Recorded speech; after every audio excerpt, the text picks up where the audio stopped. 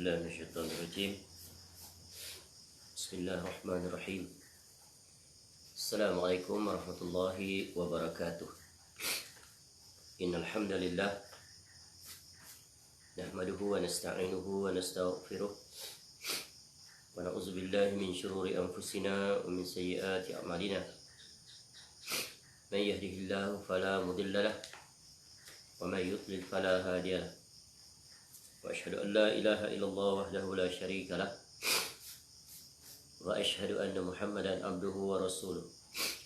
يا أيها الذين آمنوا اتقوا الله حق تقاته ولا تموتن إلا وأنتم مسلمون.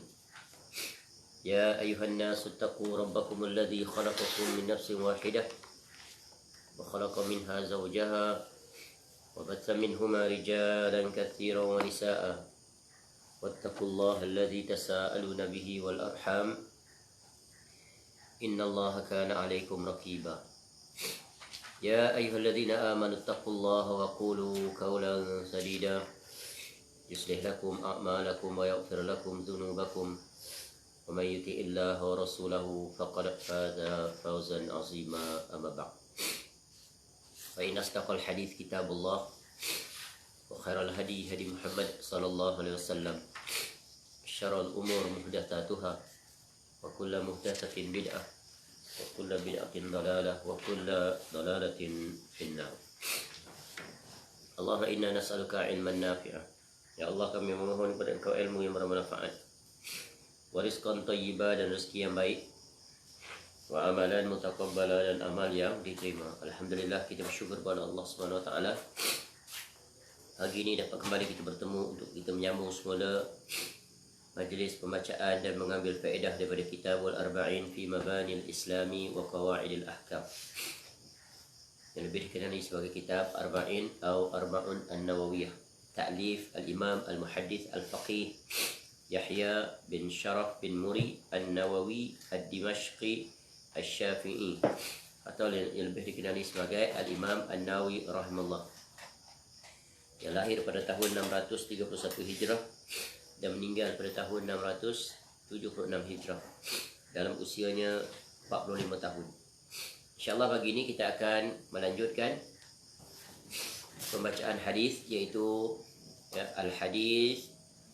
Al-Hadithul Hadi Wathalathun, iaitu hadis yang ke-31. Baik, hadis yang ke-31 adalah hadis yang pendek. Begitulah rata-rata hadis yang dimuatkan oleh Al-Imam An-Nawawi rahimahullah di dalam Arba'in ini, dan merupakan satu hadis yang sangat agung, iaitu hadis yang menjelaskan bagaimana kita berinteraksi dengan dunia yang kita sedang huni ini. Bagaimana sikap seorang Muslim yang beriman dan bertakwa kepada Allah dari sudut prinsip, dalam dia memanfaatkan kehidupan di atas dunia yang fana ini. Dan hadis ini sungguh merupakan hadis yang besar yang memberikan keselamatan, kejayaan, kebahagiaan, ketika mana dia hidup di dunia, dan tentunya kemuncak yang ingin dia raih di mana hadis-hadis yang telah berlalu, iaitu kebahagiaan di dunia, kebahagiaan di negeri akhirat dengan meraih syurga, iaitu mendapat redha daripada Allah SWT sebagai hamba-Nya yang bertakwa. Baik, kita langsung saja baca hadis yang ke-31. Qala al-Imam An-Nawawi rahimahullah an Abil Abbasi Sahl bin Sa'd As-Sa'idi radhiyallahu anhu qala jaa rajulun ila an-nabiy sallallahu alaihi wasallam faqala ya Rasulullah dullani ala amalin idza amiltuhu ahabbani Allahu wa ahabbani an-nas. Faqal izhad fid dunya yuhibbaka Allah wazhad fima indan nas yuhibbaka an-nas. Hadis hasan, rawahu Ibnu Majah wa ghairuhu bi asanid hasanah. Baik, hadis ini adalah hadis yang diriwayatkan oleh Abul Abbas Sahal bin Sa'ad As-Sa'idi, semoga Allah meridainya. Ya. Dia berkata, ya, ja'a rajulun, datang seorang lelaki ilan Nabi sallallahu alaihi wasallam, kepada Nabi sallallahu alaihi wasallam. Ya, tak disebut siapa lelaki itu, datang kepada Nabi sallallahu alaihi wasallam. Faqal, lalu dia berkata, ya Rasulullah, wahai Rasulullah, dullani, ya, tunjukkan kepadaku, ya, tunjukkan kepadaku, dullani ala amalin, satu amalan, idza amiltuhu, ya, apabila aku beramal dengannya, ahabbani Allahu, ya, wa ahabbani an-nas, ya, maka aku akan mendapat kecintaan daripada Allah dan kecintaan daripada manusia. Ni. Ya. Faqal, maka Nabi SAW pun menjawab, izhad fid dunya, berzuhudlah, ya, terhadap dunia, yuhibbakan nas, ya, nescaya maka engkau akan dicintai oleh Allah Ta'ala. Wazhad fima indan nas, dan berzuhudlah terhadap apa yang ada, ya, ataupun apa yang dimiliki, ya, oleh manusia. Yuhibbakan nas, maka nescaya engkau akan dicintai oleh siapa? Oleh manusia. Jadi hadis ini diriwayatkan oleh, ya, Ibnu Majah, ya, hadis nombor 4102. Dan juga selain daripadanya dengan sanad yang hasan. Baik. Jadi hadis ini sangat ringkas tapi syarat makna. Baik, secara mudahnya kesimpulan umum, ya, hadis ini menjelaskan salah satu daripada prinsip hidup yang diajar oleh Nabi SAW kepada seluruh umatnya. Ya, bagaimana dia berinteraksi dengan dunia yang dihuninya sekarang ini, bagi mereka-mereka yang masih hidup. Bagi kita yang masih hidup sampai saat ini, syukur alhamdulillah, bangun pagi, ya, masih Allah berikan kita usia panjang, ya, dan kita bersyukur di atas nikmat Allah itu. Alhamdulillahillazi bi ni'matihi alhamdulillahillazi ahyana ba'dama amatana wa ilaihin nusyur. Baik. Hadis ini diriwayatkan oleh, yaitu, ya, salah seorang sahabat Nabi sallallahu alaihi wasallam, yaitu yang bernama, ya, Abu Al-Abbas, ya, Abu Abil Abbas ataupun Abul Abbas, ya, kunyahnya, namanya adalah Sahal bin Sa'ad As-Sa'idi. Nama yang sebenar, nama Sahal ni asalnya adalah, ya, Hazan, iaitu duka cita. Lalu Nabi SAW tukar kepada namanya Sahal, artinya mudah. Tu ni sahabat Nabi SAW. Dan dia meriwayatkan satu hadis yang sangat agung yang berkaitan dengan, iaitu, ya, pribadi, seseorang pribadi yang memiliki sifat yang agung, iaitu sifat zuhud.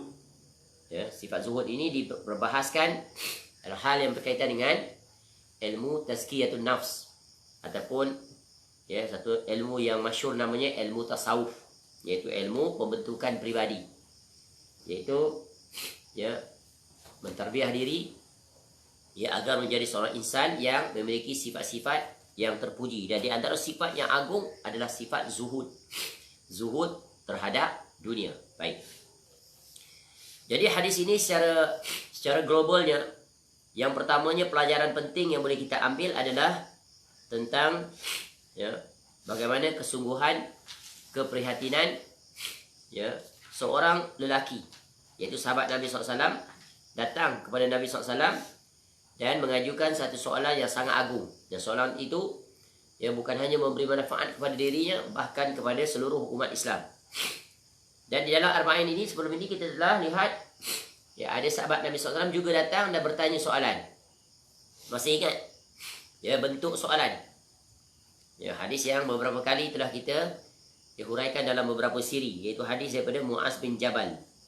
Ya, datang pada Nabi SAW tanya, ya Rasulullah, akhbirni bi amalin yudkhilunil jannah wa yubaiduni anin nar. Soalan yang sangat agung. Ya, telah berlalu penjelasannya. Sekarang datang lagi dalam bentuk soalan juga oleh seorang lelaki yang lain, ya, dengan mengajukan satu soalan yang sangat agung juga, Yaitu, ya Rasulullah, dullani ala amalin idza amiltuhu ahabbani Allah wa ahabbani an-nas. Bagi tahu aku, tunjukkan aku satu amalan. Tadi kan juga amalan juga. Amalan tadi yang memasukkan ke syurga, menjauhkan ke neraka. Ini pula amalan yang mendapat kecintaan Allah bila dibuat dan juga kecintaan manusia. Jadi mafhumnya sama. Ya, hujungnya adalah sama, iaitu mendapat kebahagiaan di negeri akhirat. Baik. Ya, jadi sahabat Nabi SAW ini bertanya tentang satu amalan yang bila dia buat Allah cinta kepadanya. Ini adalah satu perkara yang sangat besar.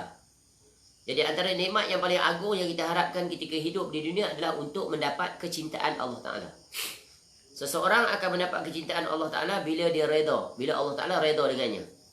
Dan seseorang akan mendapat redha daripada Allah SWT dengan satu jalan, iaitu dia tunduk dan patuh dalam menunaikan seluruh perintah Allah. Barulah akan mendapat kecintaan Allah. Tu.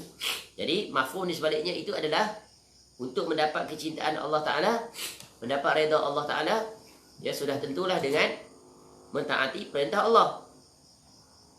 Dan bagaimana perintah-perintah Allah itu dapat dilakukan? Ya sudah tentunya dengan memahaminya, dengan mengamalkannya dan sebagainya. Dia hidup di atasnya dan dia mati di atasnya. Dan seluruh amalan-amalan itu dapat disimpulkan dengan satu penjelasan, yaitu tentang zuhud. Zuhud itu merangkumi seluruhnya. Baik. Jadi Nabi SAW langsung menjawab, yaitu daripada dua soalan serentak oleh lelaki tersebut. Lalu Nabi SAW memberikan jawapannya dengan terang dan jelas, jami' dan mani', ringkas dan padat, syarat makna. Izhad fid dunya. Yang pertamanya, kamu zuhudlah terhadap dunia, maka yuhibbakallah, kamu akan mendapat kecintaan daripada Allah. Jadi seseorang jika dia ingin mendapat kecintaan daripada Allah SWT, maka hendaklah dia zuhud terhadap dunia.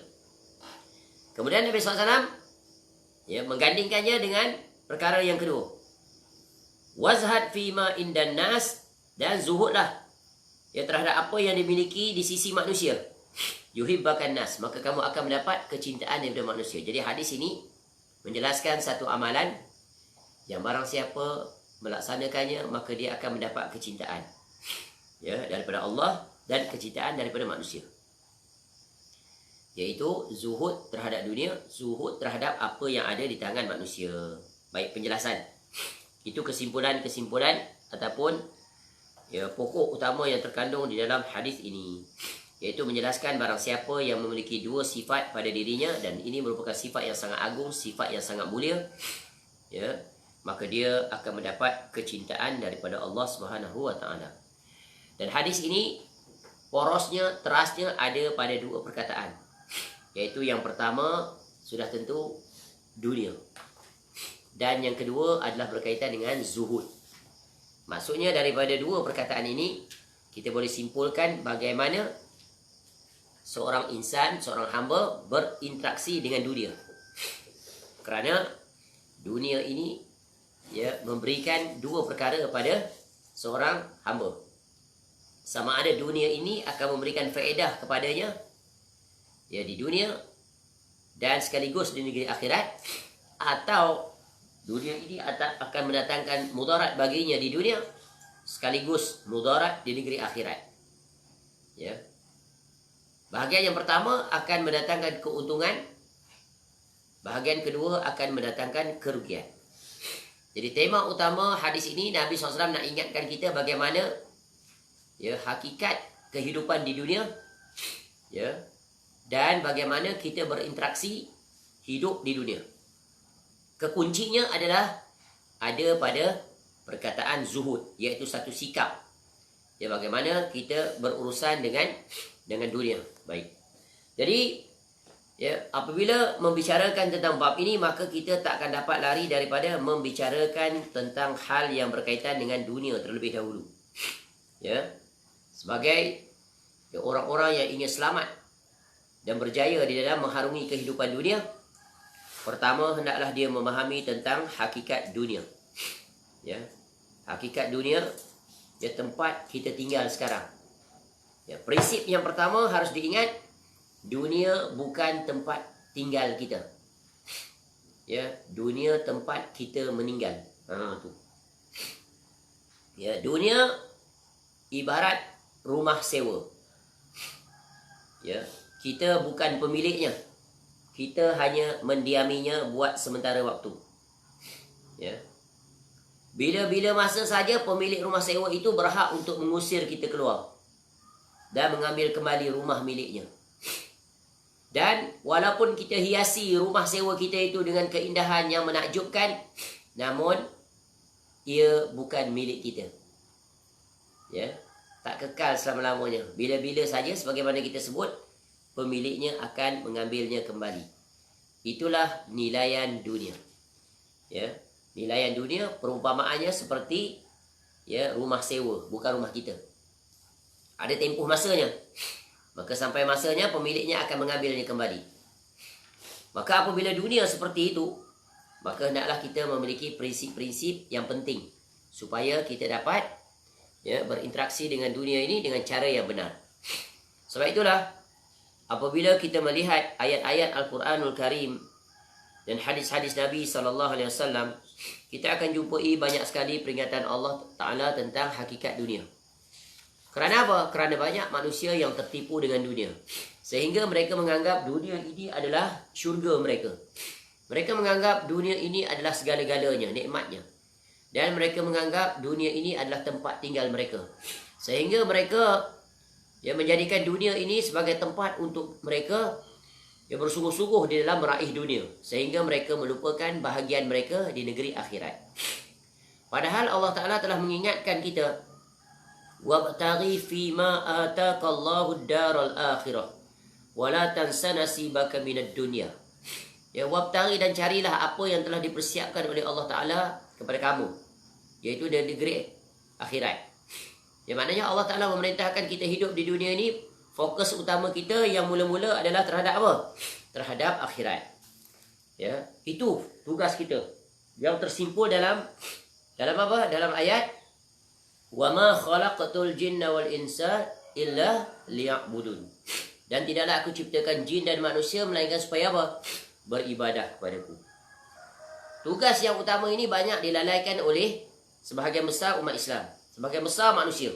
Kerana apa? Kerana mereka terkasima dengan dunia. Ya, padahal dunia itu hanya sebagai wasilah, bukan tujuan. Ya, dunia itu hanya sebagai perantaraan, sebagai tempat untuk kita menyiapkan perbekalan. Dan sifat dunia itu ya sungguh menakjubkan. Ya, kerana Al-Quran menyebut dunia ini adalah ya perhiasan indah pada pandangan manusia. Sebab itu banyak manusia tertipu. Dunia ini memang sangat indah pada pandangan mata. Dari segi panoramanya, dari nikmat-nikmat yang terkandung di dalamnya. Namun dunia itu ya juga dicela. Kenapa? Dunia yang dicela adalah dunia yang menipu, yang manusia tertipu dengannya. Cuba kita lihat ayat-ayat Al-Quran Allah berikan ya tentang dunia. Contoh dalam surah Al-Imran ayat 14. Allah ingatkan kita tentang hakikat dunia. A'udzubillahi minasyaitonirrajim. Zuyyina lin-nasi hubbus syahawati minan nisa'i wal banin wal qanatiril muqantarati minaz zahab wal fiddati wal khailil musawwamati wal an'am wal harth. Dzalika mata'ul hayatid dunya wallahu indahu husnul ma'ab.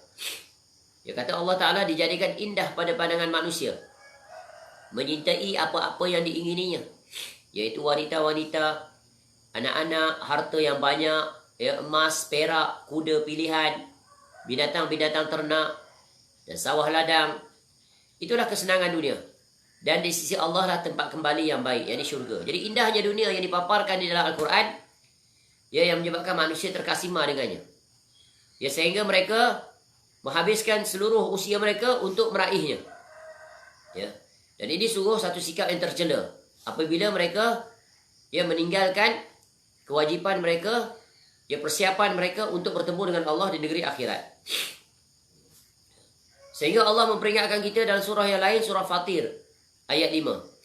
Ya ayuhan nas, inna wa'dallahi haqq Fala taghurrannakumul hayatud dunya wala yaghurrannakum billahil ghurur. Hai manusia, sesungguhnya janji Allah adalah benar. Maka jangan sekali-kali kehidupan dunia ini memperdayakan kamu. Dan jangan sekali-kali syaitan yang pandai itu menipu kamu, memperdayakan kamu tentang Allah. Ini peringatan yang tegas daripada Allah. Ya, manusia banyak tertipu akibat bisikan syaitan. Sehingga mereka menikmati dunia melampaui had yang telah ditetapkan. Ya. Sehingga mereka melupai bahagian mereka di negeri akhirat. Sungguh ini sungguh bahaya. Ya. Sebab itu Abdullah bin Mas'ud radhiyallahu an mengingatkan kita. Barang siapa yang mengejar dunia, akhiratnya pasti akan terkena bahaya.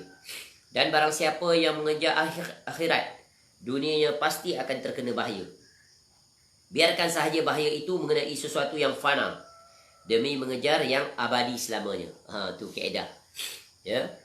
Jadi barang siapa yang mengejar dunia, akhiratnya pasti akan terkena bahaya. Dan barang siapa yang mengejar akhirat, maka dunianya pasti akan terkena bahaya. Jadi pilih yang mana satu yang kita inginkan. Lalu kata Ibnu Mas'ud radhiyallahu an, biarkan sahaja bahaya itu mengenai sesuatu yang fana, yang di dunia, demi mengejar yang abadi selama-lamanya. Apa dia? Syurga. Sebab itu berkata ahli hikmah lagi, andai kata negeri akhirat itu, iaitu syurga, yang akan kita tinggal itu terbuat daripada batu kerikil yang tajam, dan sebagainya yang tidak enak, dan dia kekal. Manakala dunia ini dia indah, penuh dengan pelbagai kenikmatan, dia terbuat daripada emas, permata, zamrud, bagai-bagai, namun dia adalah sementara. Maka orang yang bijak pasti akan memilih yang kekal. Walaupun dia terbuat daripada batu kerikil yang tajam, dan sebagainya. Namun hakikat yang sebaliknya, iaitu syurga itu bukan terbuat daripada kerikil yang tajam, tapi daripada emas, permata, perak, dan penuh dengan kenikmatan yang tak digambarkan. Maka itulah dia negeri akhirat yang banyak dilalaikan oleh manusia. Sebab apa? Mereka terkasima dengan dunia. Sehingga Allah juga sebut dalam surah At-Takatsur ayat 1 hingga 5. Alhaakumut takatsur. Bermegah-megah telah melalaikan kamu. Manusia di antara ciri khasnya yang cinta dunia, mereka suka bermegah-megah dengan pencapaian dunia. Buat perbandingan, aku jutawan yang paling kaya, ranking nombor 1. Aku banyak harta, banyak ladang, banyak aset, banyak saham, dan pelbagai lagi.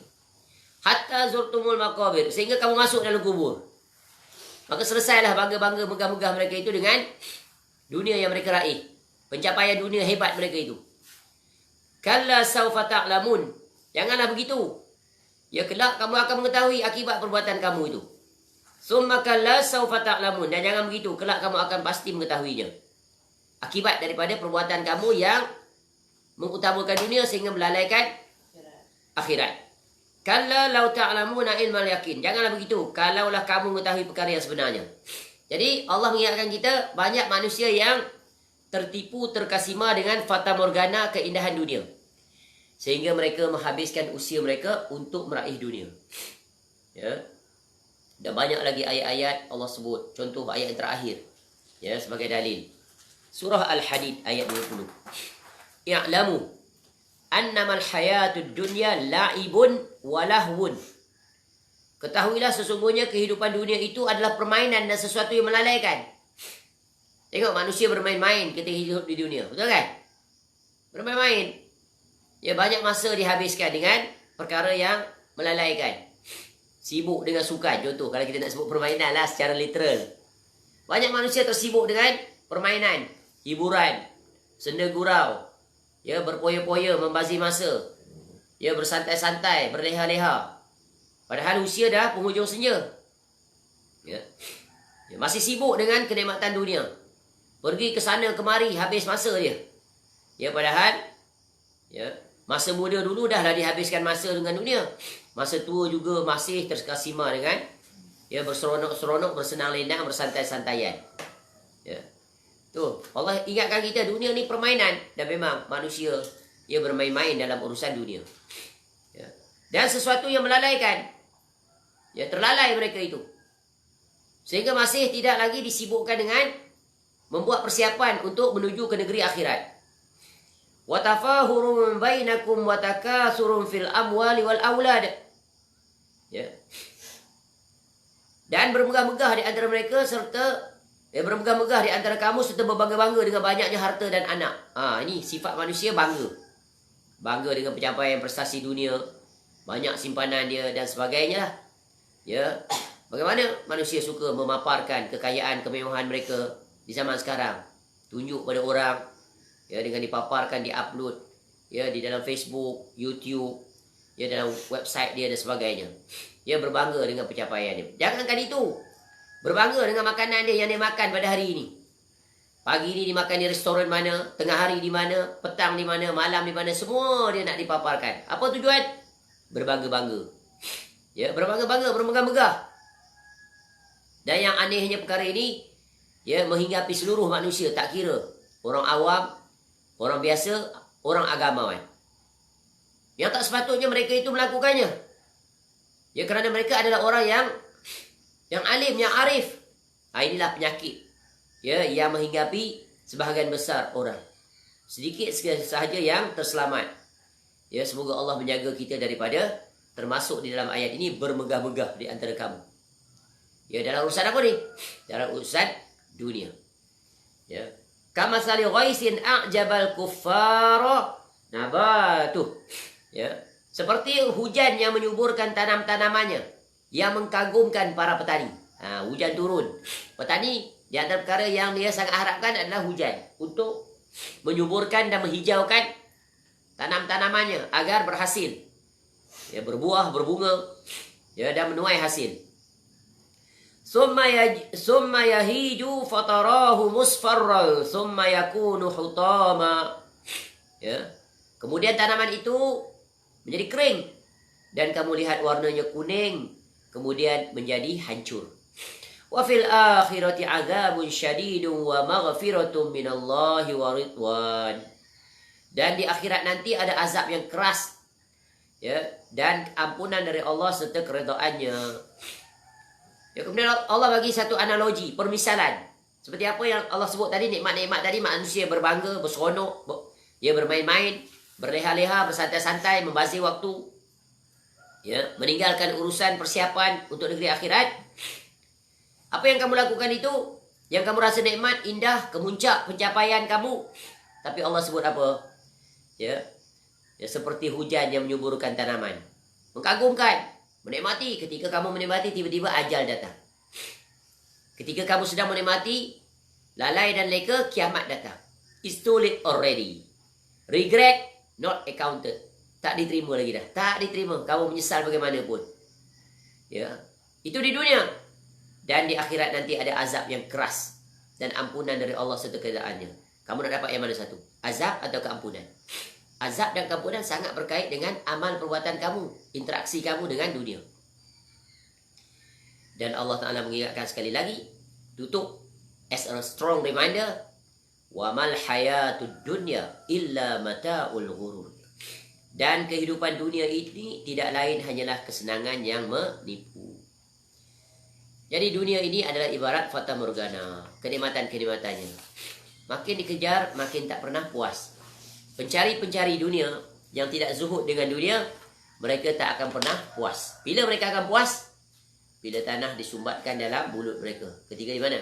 Di alam barzah. Ya, sebab tu Nabi SAW menjelaskan banyak hadis tentang bagaimana, ya, berinteraksi dengan dunia. Ya.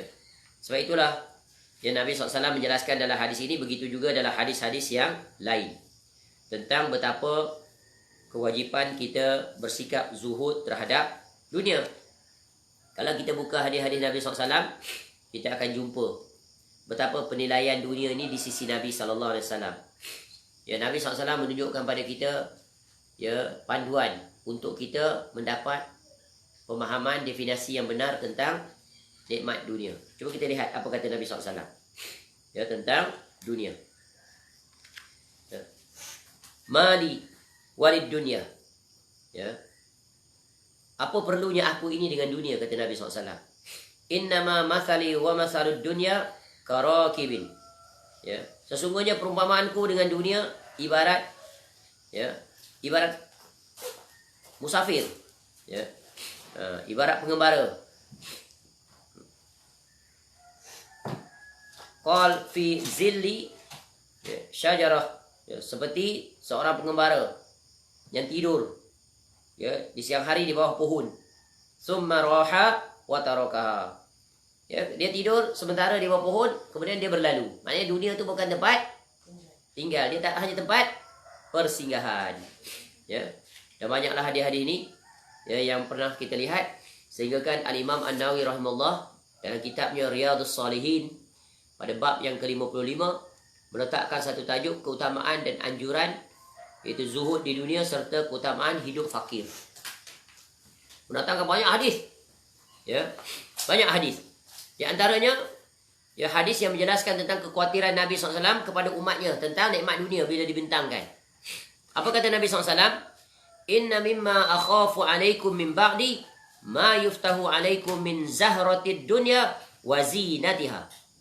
Muttafaqun alaih. Sesungguhnya di antara perkara yang aku khawatirkan ke atas kamu setelah aku meninggal dunia kelak adalah apa yang akan dibukakan kepadamu berupa kemewahan dunia. Dan perhiasannya. Tu. Kita telah mengambil faedah sebelum ni. Masih ingat ketika kita mempelajari tentang Syama'il Muhammadiyah. Pada bab yang ke-52, iaitu bab yang datang pada menyatakan Aishin Nabi sallallahu alaihi wasallam. Iaitu bab yang menjelaskan tentang kehidupan Rasulullah sallallahu alaihi wasallam. Dan Nabi SAW adalah contoh teladan yang sangat agung di dalam kezuhudan. Dan kita melihat bagaimana bukan hanya Nabi SAW yang zuhud. Begitu juga para sahabat Nabi sallallahu alaihi wasallam. Sebagaimana hadis yang datang daripada Naufal bin Iyas Al-Huzali, beliau menceritakan Abdul Rahman bin Auf radhiyallahu an yang menyertai kami dalam satu majlis, dan dia adalah sebaik-baik peserta. Satu hari dia pulang bersama kami hinggalah kami masuk ke dalam rumahnya. Beliau memasuki bilik mandinya, mandi, setelah itu ia keluar dan dibawa kepada kami satu talam berisi roti dan daging. Sebaik saja makanan itu diletakkan di hadapan kami, Abdul Rahman bin Auf radhiyallahu an menangis. Dia menangis. Lalu para sahabat tadi bertanya, wahai Abdul Rahman, wahai Abdul Rahman, apa yang menyebabkan kau menangis? Ma yubkik? Faqal halaka Rasulullah SAW, walam yashba' huwa wa ahlu baitihi min khubri syair. Fala arana ukhirna lima huwa khairun lana. Lalu dia berkata, Rasulullah SAW telah wafat, dan baginda serta ahli keluarganya tidaklah berpeluang menikmati makanan sehingga kenyang sekalipun dengan roti daripada tepung bali.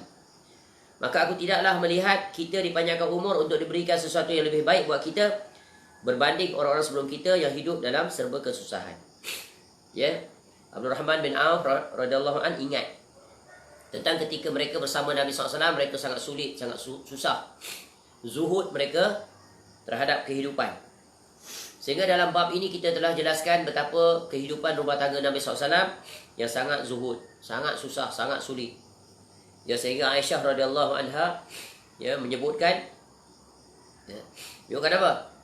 Iaitu sesungguhnya kami, in kunna ala Muhammadin namkuthu syahran ma nastawqidu binar. Sesungguhnya kami ahli keluarga Muhammad SAW tidak pernah tinggal, yakni berdiam di rumah selama sebulan, tanpa kami menyalakan api. Makanan kami tiada lain hanyalah tamar dan air. Jadi rujuk kembali di bab itu tentang betapa zuhudnya Nabi SAW. Dan Nabi SAW adalah contoh teladan yang tertinggi dalam bab yang berkaitan dengan kezuhudan. Nabi SAW ajak umatnya bagaimana bersikap yang benar terhadap dunia. Jangan tertipu dengan dunia. Sebab itu dalam hadis yang lain disebut tentang sifat dunia ini. Inna dunya hulwatun khadiratun. Sesungguhnya dunia ini manis dan begitu mempersonakan. Memang siapa-siapa pun termasuk kita, dunia ini sangat mengujakan, sangat menarik. Sehingga kita terkejar-kejar siang malam. Melihat orang meraih dunia, kita pun nak seperti dia. Melihat orang kaya dan bergaya, kita pun nak kaya dan bergaya. Itulah yang diajar kepada manusia, dunia. Berprestasi dalam dunia, ya, bersungguh dalam dunia, cari karier yang hebat dalam dunia, ya. Tapi seruan untuk, ya, supaya menjadi hebat di negeri akhirat jarang kedengaran. Kalau kedengaran pun asing, akan dituduh macam-macam. Ya, ya, ketinggalan zaman. Kita hidup mesti bersaing, umat Islam mesti hebat dalam urusan dunia. Ya, dia berhenti takat tu je, dia tak sambung. Ya, hebat akhirat, hebat dunia. Slogan kita ni adalah hebat akhirat, hebat dunia. Bukan hebat dunia tu diukur dengan banyaknya harta, bukan. Hebatnya seseorang dengan dunia itu diukur dengan zuhudnya terhadap dunia. Nanti akan datang penjelasan apa makna zuhud. Tapi kita baca dulu hadis-hadis ini. Wa inna Allah Ta'ala mustakhlifukum fiha. Sesungguhnya sedangkan Allah Ta'ala telah menjadikan kamu sebagai khalifah di dalamnya. Ya. Fayanzuru kaifa ta'malun. Ya, fayanzuru kaifa ta'malun. Ya, dan dia hendak melihat bagaimana kamu beramal. Allah jadikan dunia ni ujian untuk kita, nak tengok bagaimana kita beramal. Fattakud dunya wattakun nisa. Ya, maka jauhilah, ya, fitnah atau godaan dunia, dan jauhilah fitnah wanita. Dua perkara yang membinasakan, fitnah dunia dan fitnah wanita. Ya. Dan Nabi SAW mengajar kita untuk berdoa. Allahumma la aisha illa aishal akhirah. Ya Allah, tidak ada kehidupan yang sebenar kecuali kehidupan akhirat. Maka sebab itu hendaklah kita memastikan kita berjalan, ya, we navigate our life in this world, ya, dengan, ya, memegang prinsip zuhud. Ya. Sebab apa? Dunia ini, ya, walaupun dia nampak indah di mata, tapi tidak ada nilai di sisi Allah Subhanahu wa Ta'ala. Sehingga Nabi SAW menyebutkan, mad dunya fil akhirah illa mithlu ma yaj'alu ahadukum usbu'ahu fil yam falyanzur bima yarji'. Ya. Tidaklah dunia itu apabila dibandingkan dengan akhirat seperti salah seorang daripada kamu yang mencelup, ya, jari tangannya ke dalam laut. Lalu lihatlah apa yang dihasilkan oleh jari itu. Apa terhasil? Bermasa celup air dan air laut. Apa jadi? Ada tak air yang melekat kat jari? Bahkan satu titik pun tak lekat. Satu titik yang berbaki itu pun akan turun kembali ke dalam laut. Itulah dunia. Ya, sedangkan syurga kebalikan daripada itu. Ya, dan ini di antara hadis-hadis yang sangat agung yang mengingatkan kita tentang, ya, hakikat dunia. Ya, sehingga Nabi SAW menyebutkan, ya, ad-dunya, apa dia? Ad-dunya, ya, mal'unatun. Dan seterusnya. Ya. Ya. Ala inna dunya mal'unatun. Mal'unun ma fiha illa zikrallahi ta'ala. Wa ma wala wa aliman au muta'alliman. Sesungguhnya dunia ini dilaknat, tidak bernilai. Dan dilaknat pula apa yang ada di dalamnya, kecuali orang yang berzikir kepada Allah dan apa jua yang boleh mendekatkan diri kepadanya. Orang alim dan orang yang berilmu. Jadi dalam dunia ini 4 saja yang mendatangkan faedah. Yang pertama apa? Iaitu orang yang mengingati Allah. Orang yang mengingati Allah adalah orang yang tunduk, patuh, taat. Ya, dan apa jua perkara yang boleh membawa seorang itu dekat kepada Allah. Apa saja sarana jalan kepadanya. Dan yang ketiga adalah orang alim. Orang yang berilmu, yang beri manfaat pada manusia. Dan orang yang menuntut ilmu. Itu dia. Negeri untuk beramal. Dunia hanya sebagai wasilah, sebagai pembekalan. Ya, sebagai bekalan. Bukan sebagai simpanan. Sebagai bekalan. Dan yang terakhir hadis yang berkaitan dengan dunia. Lau kanatid dunya ta'dilu indallahi janaha ba'udah. Ma saqa kafiran minha syarbata ma. Seandainya dunia itu bernilai di sisi Allah Ta'ala seberat, setimbang sayap nyamuk, tentu dia, yakni Allah, tidak akan sudi memberikan minuman kepada orang kafir, walaupun hanya seteguk air.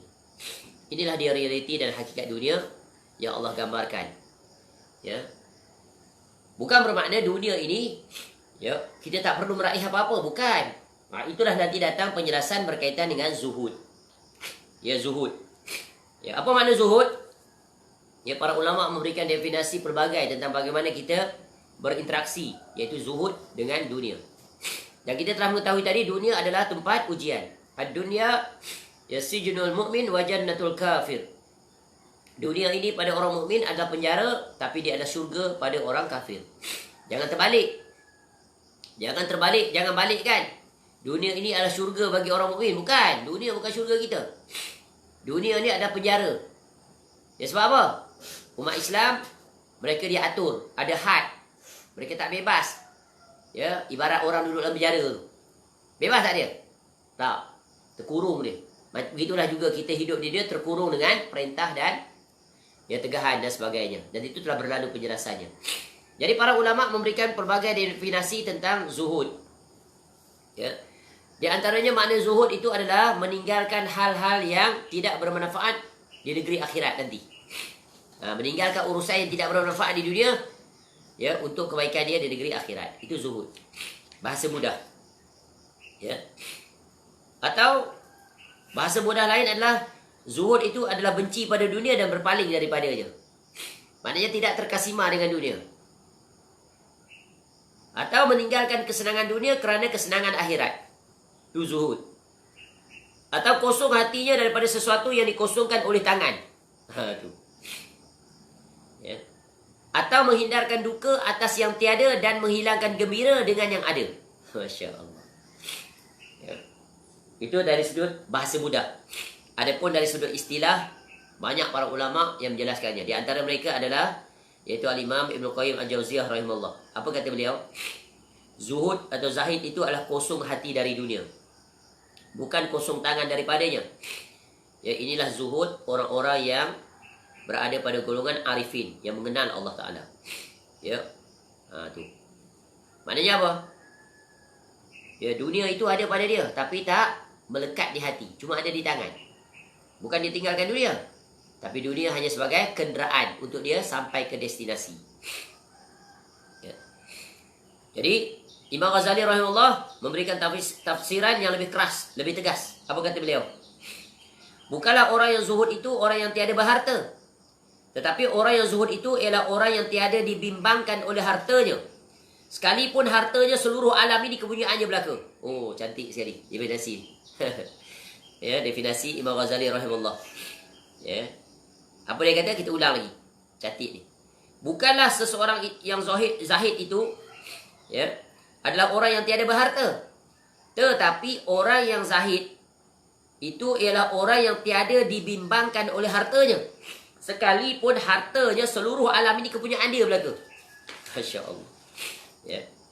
Jadi satu kita kena faham.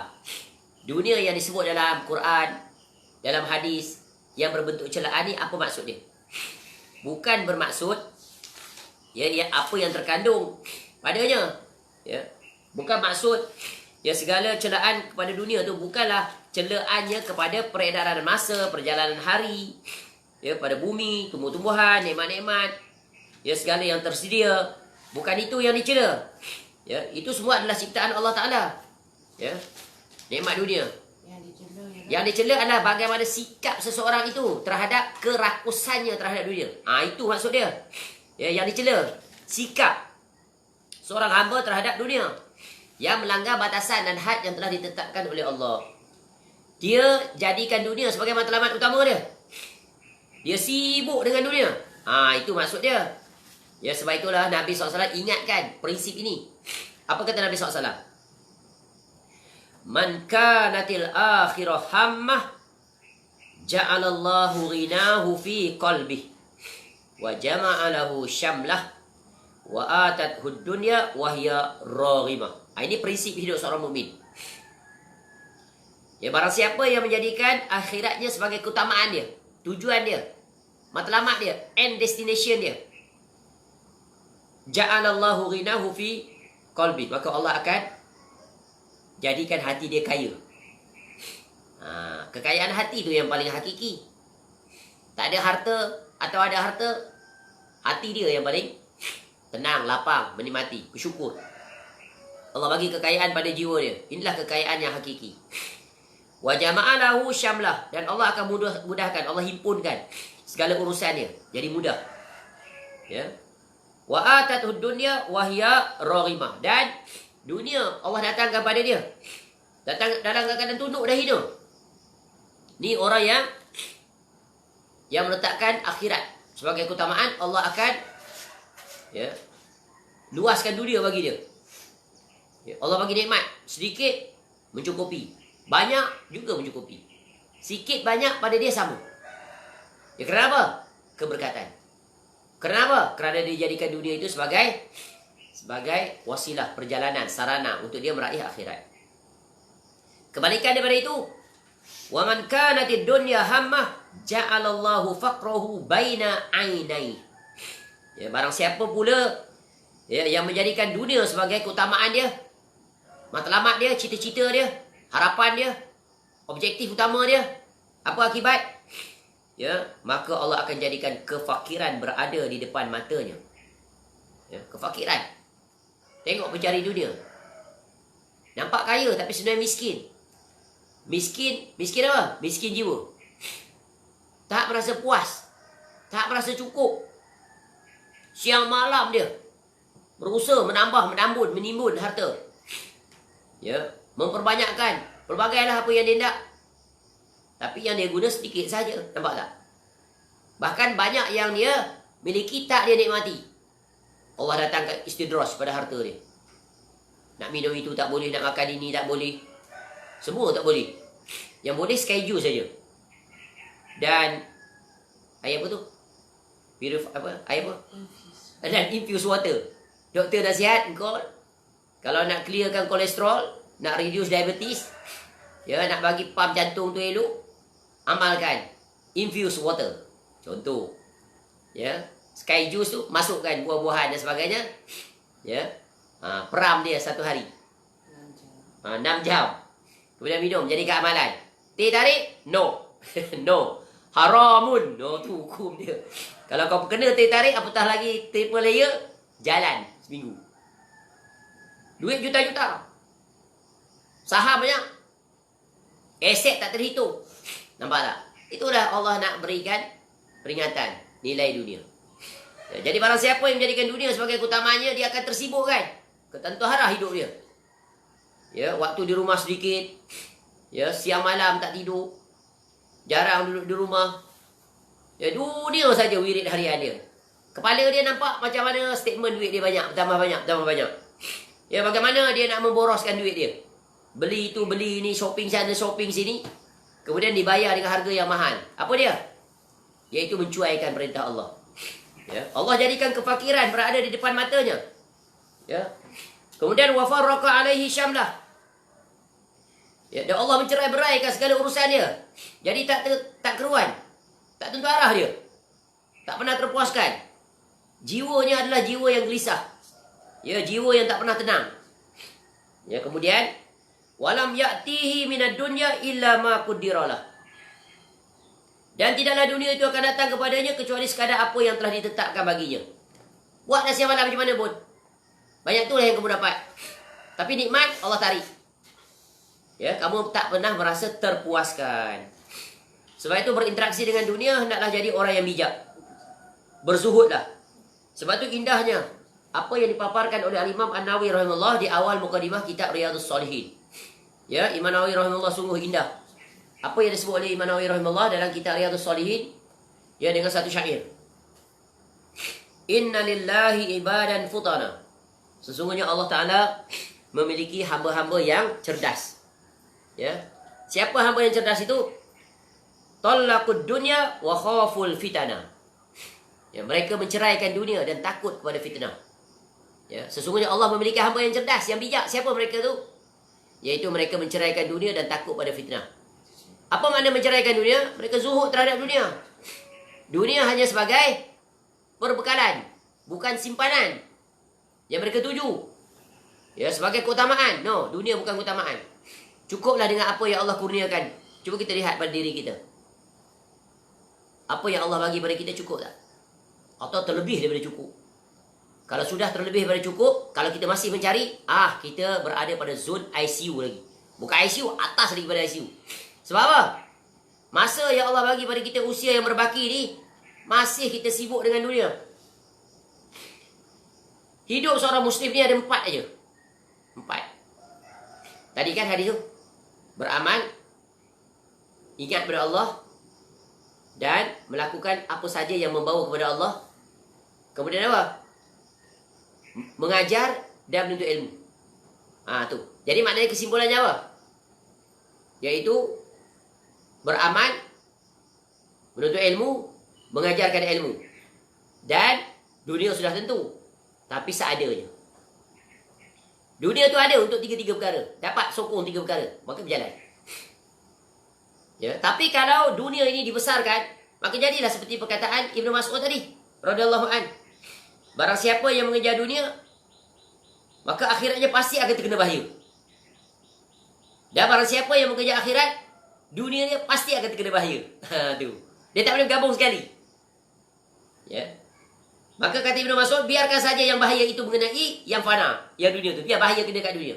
Biarlah aku jutawan ranking nombor 1 juta pun tak apalah. Ya, aku tak sibuk nak jadi jutawan ranking nombor 1. Tu.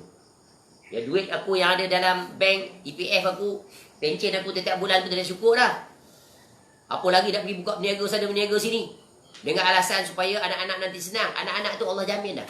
Jangan risau. Kamu bagi jalan pada mereka. Mereka pun dah ada pekerjaan. Mereka akan berusaha sebagaimana dulu kamu berusaha. Orang ni kadang tertipu. Dia risau dengan anak-anak dia. Padahal dulu dia tu susah, miskin, papa gedana, fukara. Tapi bagaimana dia boleh jadi senang seperti yang dia alami hari. Allah bagi dia ilham, Allah bagi dia jalan, Allah berikan dia rezeki, betul kan? Daripada tidak ada apa-apa, from zero to hero. Dulu anak kampung yang berkaki ayam, miskin, makan kais pagi, ya makan pagi, kais petang, makan petang. Kadang-kadang tak ada makanan. Kemudian Allah bagi dia sedikit kecerdasan. Dia belajar, dia pandai. Allah bagi dia kepandaian. Ya, tiba-tiba dengan kepandaian itu, dia dapat masuk universiti. Bukan universiti tempatan lagi. Keluar negara, pergi Amerika, pergi England, pergi Jerman.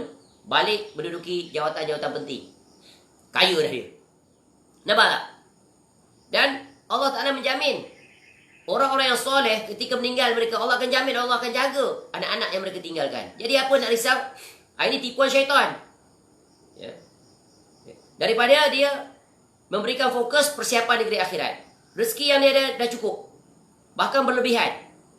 Ya, betapa banyak orang yang dia mati dalam keadaan harta benda dia tak sempat dia nikmati. Yang menikmati orang hidup. Akibatnya apa? Dia tak dapat menikmati usianya untuk mempersiapkan perbekalan. Sungguh ini satu penyesalan yang tak sepatutnya. Ya. Sebab itu Allah bagi kita banyak peringatan. Jadi jangan terkesima dengan dunia. Jangan tertipu dengan tipu daya dunia. Jangan jadikan dunia seperti mana Allah sebut dalam Quran tadi, iaitu sebagai lahwun wa la'ibun. Permainan sedegurau. Banyak orang di usia tua masih lagi sibuk dengan kayuh basikal. Umur 70 tahun kayuh basikal lagi. Kayuh basikal siang malam, pagi petang. Pada-pada lah nak jaga kesihatan. Ya, sekali kayuh tu sejam sudah lah, balik lah. Ini tak, kayuh basikal, kemudian lepak kedai kopi. Tengah hari baru balik, kayuh lagi.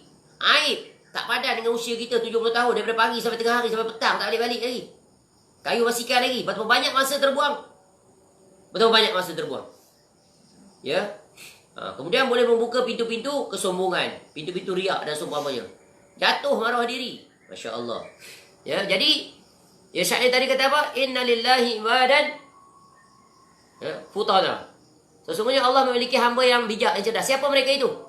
Talaqud dunya wa khaful fitnah. Menceraikan dunia dan takut pada fitnah. Fitnah dunia. Dunia ni memang fitnah. Ya. Fitnah yang paling utama apa? Innama amwalukum wa auladukum fitnah. Fitnah yang paling utama adalah harta dan anak pinak. Anak pinak menyebabkan dia dilalaikan dari usuran akhirat.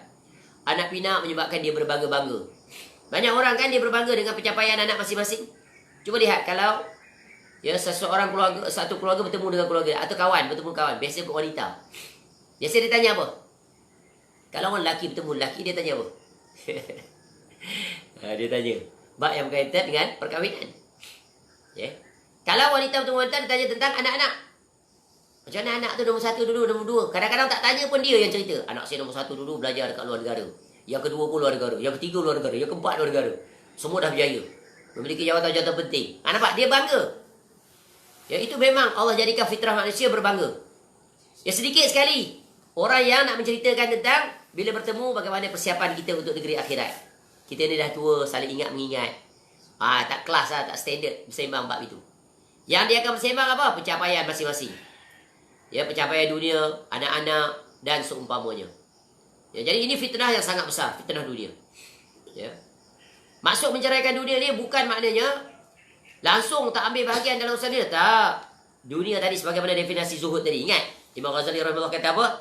Iaitu bukanlah berarti orang yang zuhud terhadap dunia tiada berharta. Tapi orang zuhud itu orang yang tiada dibimbangkan.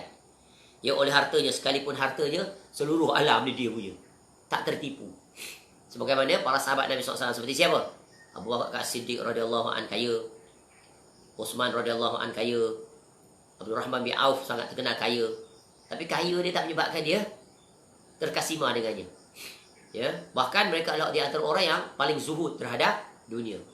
Orang yang paling dekat dengan Allah Ta'ala. Tak tertipu dia. Begitu dia para salafus soleh menunjukkan contoh-contoh teladan yang sangat agung. Ya. Kemudian syair ini dia buat apa lagi? Nazaru fiha falamma alimu. Ya. Mereka memerhatikan tentang hakikat dunia itu, isi dunia. Nazaru fiha, mereka memerhatikan dunia ni. Ya. Falamma amilu, lalu mereka pun sedar, mereka tahu. Annaha laisat li hayyin watana. Dunia ni bukanlah tempat untuk orang hidup. Bukan tempat bermukim. Dunia ni bukan tempat tinggal kita. Ya. Ja'aluha lujjatan wattakhazu. Ya. Maka mereka menjadikan lautan, samudra. Ya. Ja'aluha lujjatan, dan mereka menjadikan dunia ini sebagai samudra, seolah dunia ini sebenarnya lautan. Ya. Wattakhazu salihal a'mali fiha sufuna. Ya. Mereka menjadikan dunia ini seolah-olah seperti samudra atau lautan dan menjadikan amal soleh sebagai bahteranya. Nampak tak? Indah tak? Syair ni. Indah. Ya. Tu. Dunia ni ibarat ombak yang bergelora. Nak selamat bagaimana? Sediakan bahtera. Duduk atas dia. Navigate accordingly. Ya. Layari bahtera kamu agar selamat sampai ke destinasi. Jadi dunia ni berombak-ombak. Terombang ambing. Sekejap dia tenang, sekejap dia bergelora. Ya. Tu. Banyak ujian tak? Banyak ujian seperti dunia ini seperti samudra. Sungguh indah perumpamaan ini. Ya, sebab itulah para ulama kita menjelaskan sangat terperinci dalam bab ini sehingga mereka mengkhususkan bab untuk mengajar dan mendidik kita bagaimana untuk zuhud terhadap dunia. Jadi jadikan dunia ini sebagai wasilah untuk kita meraih akhirat.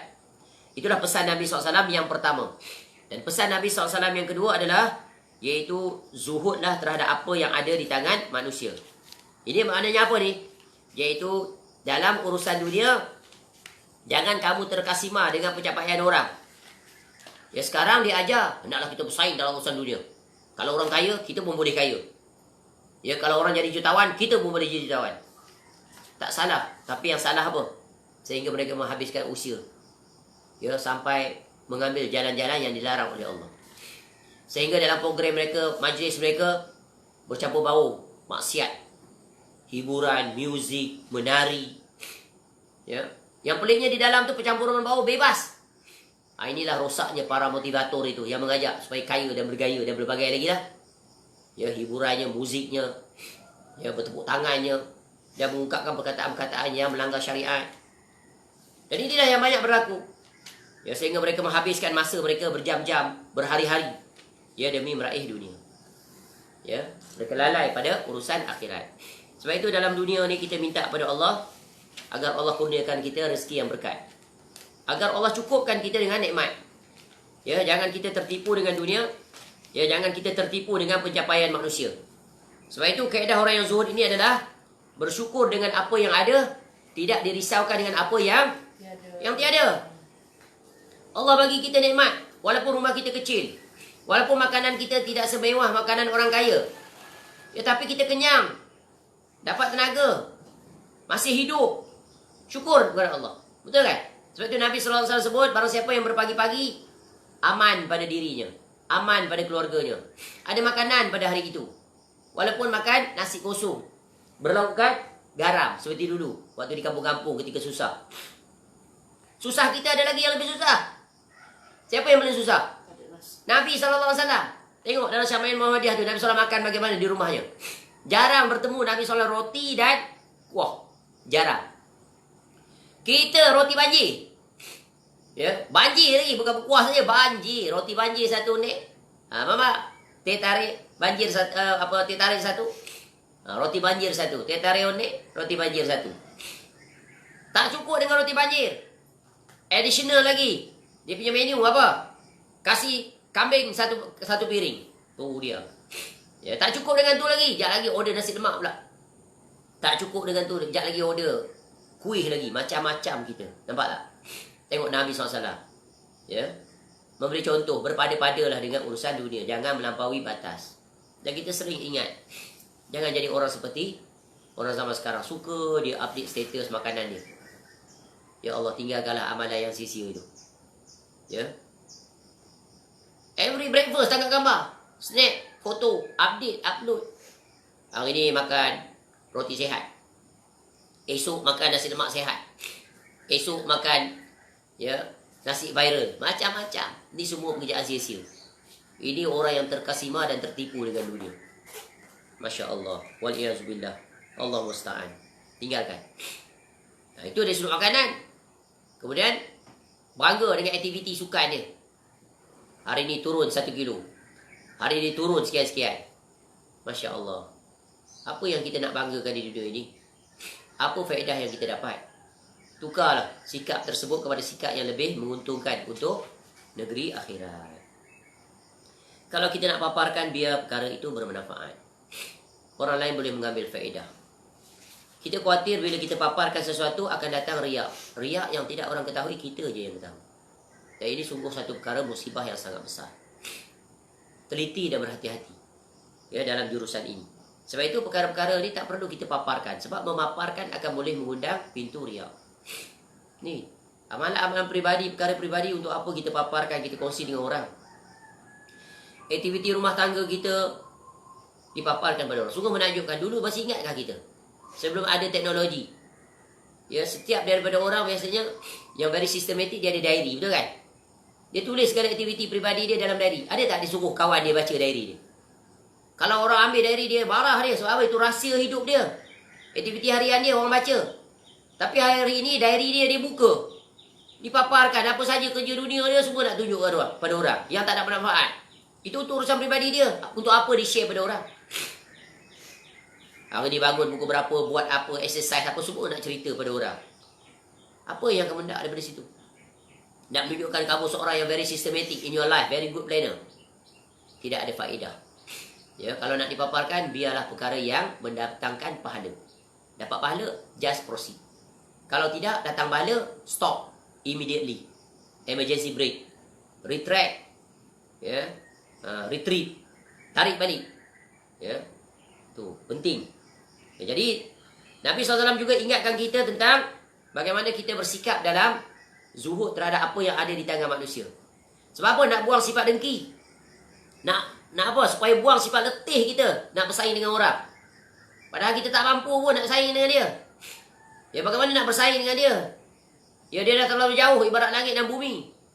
Tapi kadang-kadang orang pakai motivasi ni, you can. Ya, just proceed. Ya, explore your true potential. You can do it. Oh, bukan main bersungguh. Habis duit kita keluar bagi kat dia. Ya, akhirnya letih saja. Mai join grup kita. Grup jutawan. Mesti ada minda jutawan. Itu yang dia pasak. Ya, akhirnya apa jadi? Apa jadi? Sama ada dia gagal. Gagal dan gagal dan gagal. Dah lah gagal dalam usaha dunia. Gagal dalam usaha. Jadi kita buat sesuai dengan kemampuan kita. Sebab itu pentingnya doa kepada Allah. Supaya Allah kurniakan rezeki yang halal dan berkat. Betapa banyak orang meraih rezeki yang banyak tapi haram. Nampak tak? Sehingga dia menyebabkan tercela, tercacat, iaitu amal ibadahnya. Ingat, ni peringatan Nabi SAW.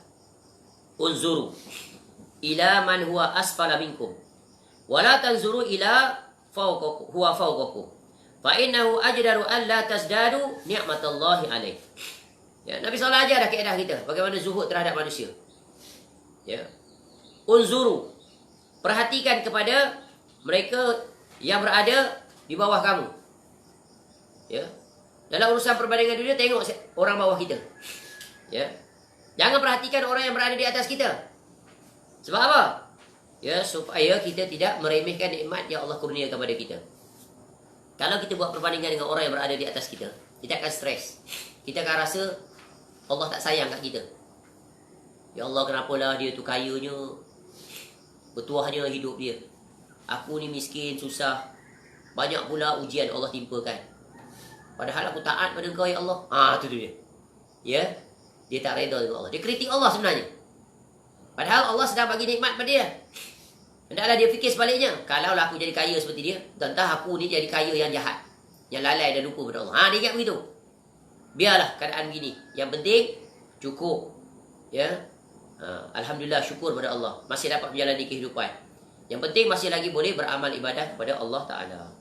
Ya, maka jadilah seperti itu. Tak salah kita bersaing dalam urusan dunia. Tapi yang salah bila melampaui batas. Sehingga kita lupa untuk bersaing dalam urusan akhirat. Dan itulah yang banyak berlaku pada pencinta dunia. Dulu waktu mereka susah, mereka dalam keadaan sederhana serba cukup. Ya. Mereka ingat pada Allah. Dulu melazimi majlis ilmu. Ya, dulu rajin pergi kuliah. Rajin beli kitab, rajin baca kitab. Rajin melakukan amalan-amalan sunat. Pergi ke masjid. Ya, kemudian dia terkena fitnah. Dia nak meningkatkan kehidupan dia lebih baik, nak jadi orang kaya. Padahal kaya dah. Tengok kawan dia jadi kaya. Tengok jiran dia jadi kaya. Ya, dia pun nak ikut jadi seperti itu. Akhirnya tersibuk dia ke sana kemari. Sedikit demi sedikit majlis ilmu langsung dah tak pergi dah. Tak nak dah dengar. Berkawan pula dengan orang-orang cinta dunia. Bahasa dia bahasa dunia. Sedikit-sedikit dia terjatuh dalam kemaksiatan. Dulu tak pernah dengar hiburan-hiburan. Sekarang dengar hiburan. Suka muzik. Pergi pub-pub, club. Sebab geng-geng orang kaya, dia kawan dengan geng orang kaya jenis macam tu. Yang tak bertakwa kepada Allah. Mula dia main, ya suka-suka yang high class tak main dah. Suka-suka low class ni. Tak main dah badminton, jogging-jogging tak main. Duduk the same class. Ya, tak pergi dah masjid. Ya, tak dah beramal dengan amalan sunat. Penampilan pun dah tukar. Dulu nampak penampilan soleh. Sekarang penampilan pun dah lain. Pakai baju-baju berjenama. Ya, tak ada dah pakai-pakai. Tak makan dah, tak minum dah. Kedai-kedai tepi jalan. Tu dia. Dah berubah. Allah tarik sikit-sikit. Ya, Masya Allah. Dan itulah realiti yang banyak kita lihat. Jangan jadi orang yang tertipu. Terutamanya bila kita makin meningkat usia. Patutnya makin meningkat usia, makin zuhud kita kepada dunia. Makin zuhud kita terhadap apa yang dicapai oleh manusia. Dan makin gemar, makin bersungguh kita untuk memperbanyakkan, mempersiapkan bekal untuk negeri akhirat. Sungguh, hadis yang ke 31 ini memberikan kaedah panduan yang sangat agung untuk kita selamat. Jangan terkesima dengan dunia, jangan tertipu dengan dunia. Kerana dunia ini sifatnya mempersona. Dunia ini sifatnya menipu. Ya, ambillah sesuai dengan perbekalan untuk kita bawa ke akhirat. Ya, jadilah jiwa yang qanaah. Bersyukur dengan apa yang ada. Bersabar dengan ujian Allah Ta'ala. Minta dijauhkan kita daripada tertipu dengan dunia. Ya, supaya kita tidak termasuk dalam celaan-celaan daripada ayat Quran dan hadis Nabi SAW yang menjelaskan betapa Nabi SAW sangat khawatir terhadap kita sebagai umatnya bila dibentangkan kekayaan. Kerana banyak orang gagal bila diuji dengan kekayaan. Ya, sedikit yang gagal diuji dengan kesusahan. Apatah lagi dulu dia pernah susah, dia dapat menghadapinya. Tapi bila diuji dengan kesenangan, maka mereka berebut-rebut untuk meraihnya. Ya, seimbangkanlah kehidupan. Aturlah kehidupan. Ya, agar dunia itu mendatangkan, menjanakan pahala, bukan menjana dosa. Wallahu a'lam. Mudah-mudahan hadis ini mengisahkan kita, mengingatkan kita kembali yang lalai. Ya, dunia ini adalah rumah sementara. Dunia ini ibarat rumah sewa, bukan tempat kita kekal selama-lamanya. Maka raihlah, persiapkanlah untuk kita mendiami rumah yang kekal abadi, iaitu syurga Firdaus. Semoga Allah Ta'ala menghimpunkan kita nanti di negeri akhirat bersama dengan Al-Imam An-Nawawi rahimahullah ke dalam syurga Firdaus bersama dengan Nabi SAW. Ma'alladzina an'amta alaihim minan nabiyyin was-siddiqin wasyuhada'i was-salihin wa hasuna ulaika rafiqa. Wallahu a'lam. Subhanakallahumma wa bihamdika Asyhadu an la ilaha illa anta astaghfiruka wa atubu ilaik. Wa sallallahu ala nabiyyina Muhammad wa ala alihi wa sahbihi wasallam. Wa akhiru da'wana anil hamdulillahi rabbil alamin. Assalamualaikum warahmatullahi wabarakatuh.